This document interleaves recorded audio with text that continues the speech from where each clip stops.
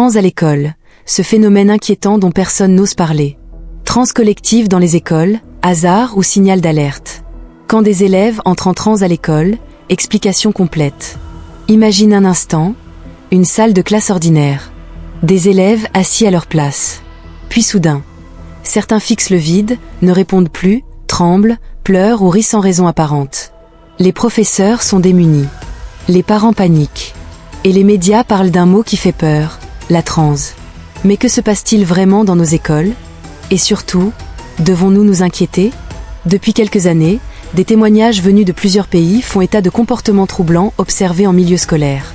Absence soudaine, état de dissociation, crise collective, parfois qualifiée de transe, crise émotionnelle ou phénomènes psychosociaux.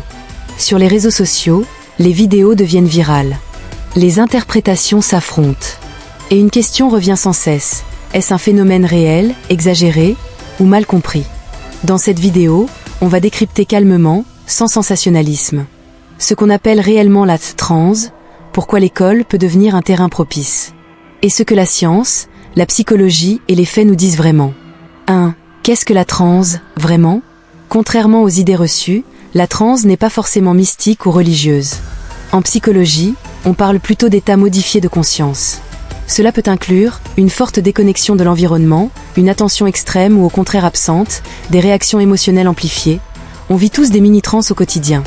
Quand on conduit sans se souvenir du trajet, quand on est absorbé par un écran ou plongé dans une émotion intense. 2. Pourquoi l'école est un terrain sensible? L'école concentre plusieurs facteurs à risque. Pression scolaire, surcharge émotionnelle. Adolescence, cerveau encore en construction, peur du jugement, stress collectif. Quand ces éléments s'accumulent, le cerveau peut déconnecter pour se protéger. Chez certains élèves, cela se manifeste par des crises spectaculaires. Et quand un cas apparaît, l'effet de groupe peut amplifier le phénomène. 3. Transe collective ou contagion émotionnelle. Les spécialistes parlent souvent de troubles psychogènes collectifs. Ce n'est ni simulé, ni volontaire. C'est une réponse humaine, inconsciente, face à une tension partagée. Les réseaux sociaux jouent aussi un rôle clé. Voir des vidéos, entendre des récits anxiogènes, peut influencer la perception et le comportement des élèves. 4. Faux. Ils s'inquiétaient? La réponse est nuancée. Non, ce n'est pas un phénomène surnaturel. Non, ce n'est pas la norme. Mais oui, c'est un signal d'alerte émotionnelle. Ces situations révèlent souvent un mal-être plus profond. Stress, anxiété, manque d'écoute, fatigue mentale.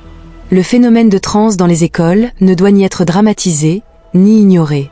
Il nous rappelle une chose essentielle. Le bien-être psychologique des élèves est aussi important que les résultats scolaires. Comprendre, accompagner, apaiser. C'est la seule réponse durable. Et toi, penses-tu que l'école moderne met trop de pression sur les jeunes? Like cette vidéo si tu veux plus de contenu d'analyse sans tabou. Abonne-toi pour ne rien manquer des prochaines enquêtes.